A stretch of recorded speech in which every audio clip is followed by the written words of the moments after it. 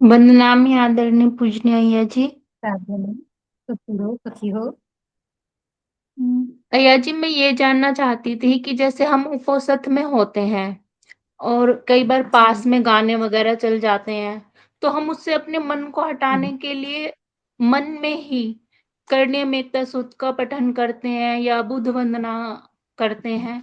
और कई बार जी। काम कर रहे जी। होते हैं या कहीं चप्पल वगैरह पहने होते हैं, कई बार सफर में भी जा रहे होते हैं, तब भी यही सिचुएशन आती है। तो हम चप्पल पहने हुए ही कई बार मन में चिंतन मनन करते हैं करणीय मेत्ता सूत्र का या बुद्ध वंदना का, तो वो क्या हमारा अकुशल बनता है? या उस सिचुएशन में फिर हमें क्या करना चाहिए? साधन बुद्ध वंदना या फिर करणी मत सूत्र जिसे आपने बोला है, बुद्ध धम्म संघ जी, वंदना हम क्यों करते हैं, जी, ये हमें समझना बहुत जरूरी है। ये हम इसीलिए करते हैं ताकि हमारे मन में जो हर एक क्षण जो चित्त निर्माण हो रहे हैं, हर एक क्षण भगवान कहते हैं हर एक क्षण लाखों करोड़ों है, यानी अगर हम दिन का ऐसे करेंगे लाखों करोड़ों चित्त हमारे निर्माण होते हैं। तो जब ऐसे चित्त होते हैं तो कभी अलोभ के होते हैं, कभी अजोस के होते हैं, कभी भी अमोह के होते हैं। कभी कभी ऐसे चित्त हो जाते हैं कि लोभ युक्त होते हैं, द्वेष युक्त होते हैं, मोह युक्त होते हैं। तो जब भी ऐसे हम ऐसे भगवान बुद्ध को उनके धम्म और संघ को स्मरण करते हैं, तो वो हमारा जो चित्त निर्माण होता है वो चित्त ही हमें सुख को प्रदान करने वाला होता है। वो चित्त ही हमारा पुण्य कर्म हो जाता है। वो तो केवल एक संसाधन है, क्या वो तो हम ये कहते हैं एक साधन है अपने चित्त को। अल्टीमेट एम क्या है, हमारा चित्त अकुशलता से हट जाए, हमारा चित्त कुशलता की ओर बढ़ता रहे, तभी तो निर्वाण प्राप्त होगा ना। भगवान भी क्या कहते हैं, कोई व्यक्ति अगर केवल बुद्ध बुद्ध ही करता रहे, अगर कोई व्यक्ति कोई भिक्षु या इस प्रकार से भगवान बुद्ध के चीवर को संगाटी को पकड़े हुए हैं और वो सही अर्थ में अपने मन की परिशुद्धि को और नहीं देखता है, तो वो कहीं भी सही अर्थ में बुद्ध बुद्ध की वंदना नहीं कर रहे हैं। तो धम्म को समझना बहुत जरूरी है।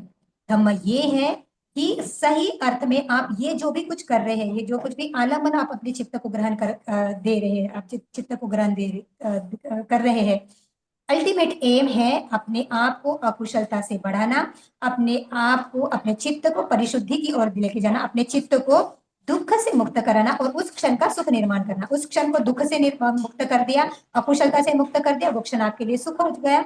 ऐसे ऐसे हर एक क्षण अगर आप ऐसे करेंगे, उस क्षण का दुख कम हो गया, उस क्षण में सुख बढ़ गया।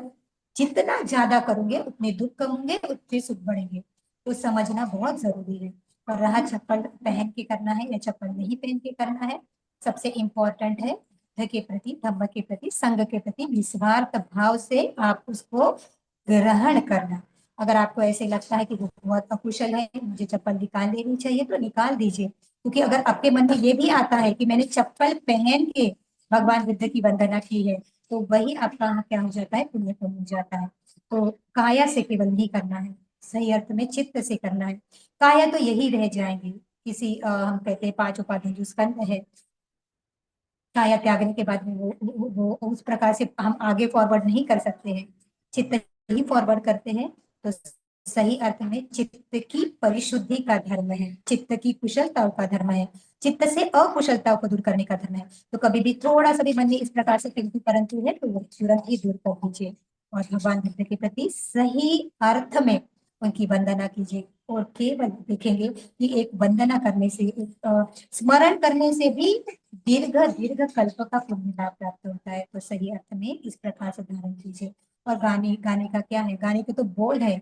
गाना हमें लगता है वो गाना है, लेकिन जब हम समझे उसमें ये करेंगे कि अरे ये गाना है, मेरे लिए तो परिणाम कारक नहीं है ना, मैं क्यों दुखी हूँ, वो गाना बजा रहा है वो बजाते जाए, मैं अपने चित्त में इस आलम्बन को ग्रहण नहीं करूंगा।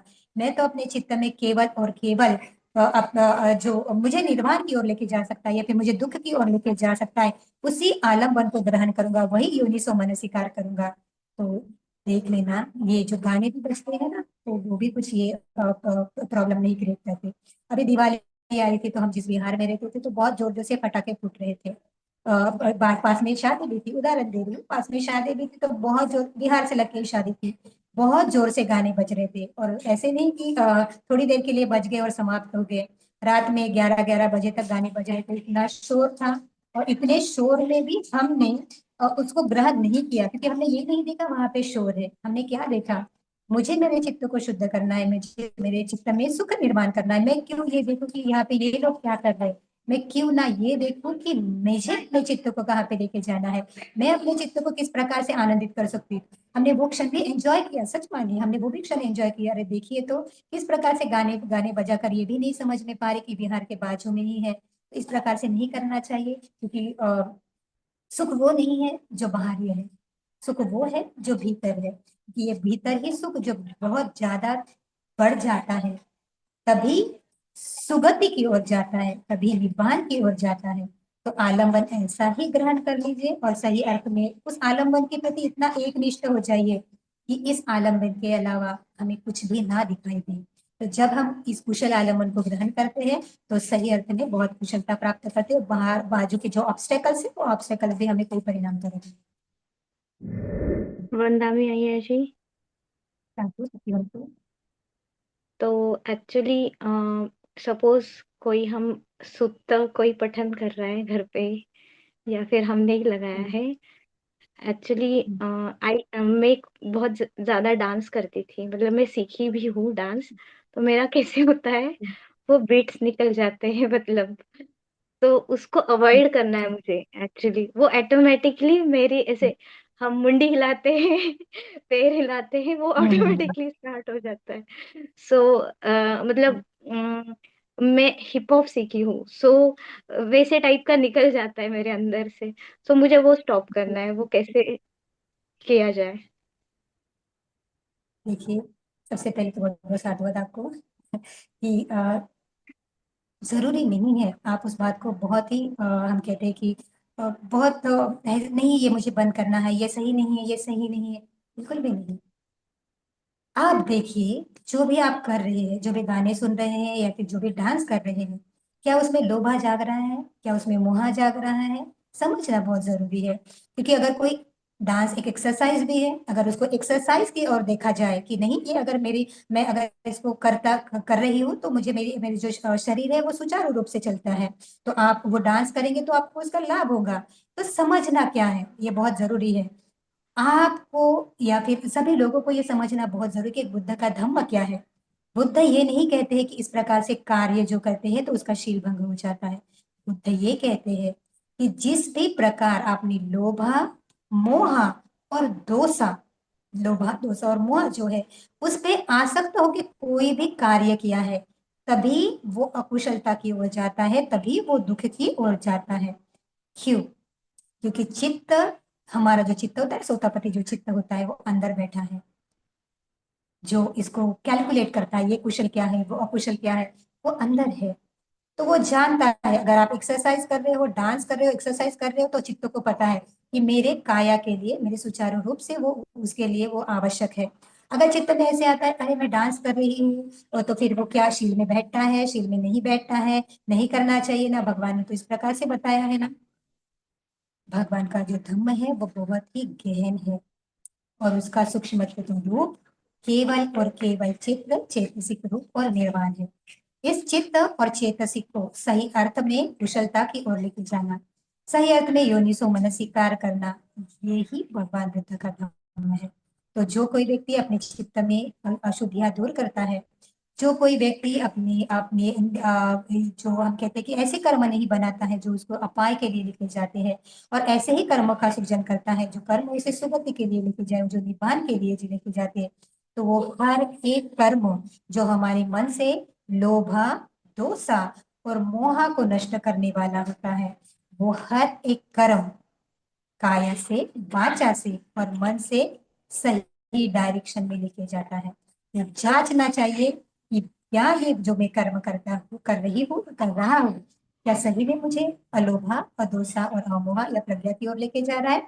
अगर कर रहा है तो फिर आप उसको कर सकते हैं, तो इसमें संकुचित मत होइए, एक्सरसाइज की तरफ आप कर सकते हैं, तो एक्सरसाइज की तरह कीजिए, आपको लाभ ही होगा। और चित्त को हमेशा ही कुशलता की ओर के लेके जाइए। अगर कुशल चित्त होता है तो निश्चित ही उसका बहुत ही लाभ, क्योंकि अगर हम कुछ भी क्रिया करते हैं, जैसे डांस है, एक्सरसाइज है, कुछ भी करते हैं, तो काया तो बहुत अच्छे से रहती है, लेकिन बुद्ध का धम्म है मन को सुदृढ़ करना, बुद्ध का जो धम्म है मन को परिपक्व करना, बुद्ध का जो धम्म है मन को परिशुद्धि की ओर लेके जाना। तो कभी भी इस चित्त को, इस मन को अकुशलता की ओर मत लेके चलिए। इस चित्त को हमेशा ही परिशुद्धि की ओर लेके जाइए, तो ही सही अर्थ में बुद्ध के शासन के, जो हम कहते हैं कि बुद्ध के शासन को पालन करने वाले होंगे।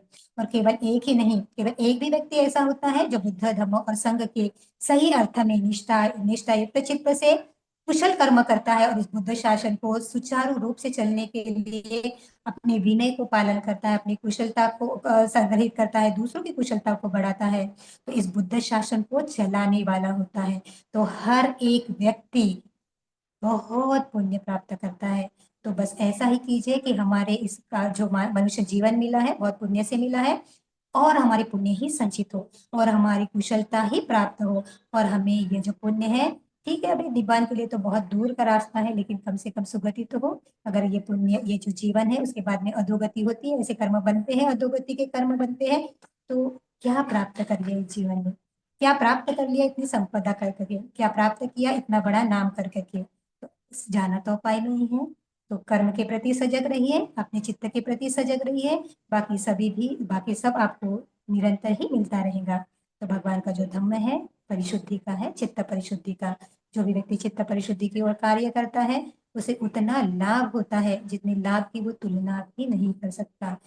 तो अपने लाभ को कभी भी छोटा मत कीजिए, अपने लाभ को हमेशा ही उच्च रखिए। बहुत बहुत मंगल कामनाएं आप सभी के प्रति।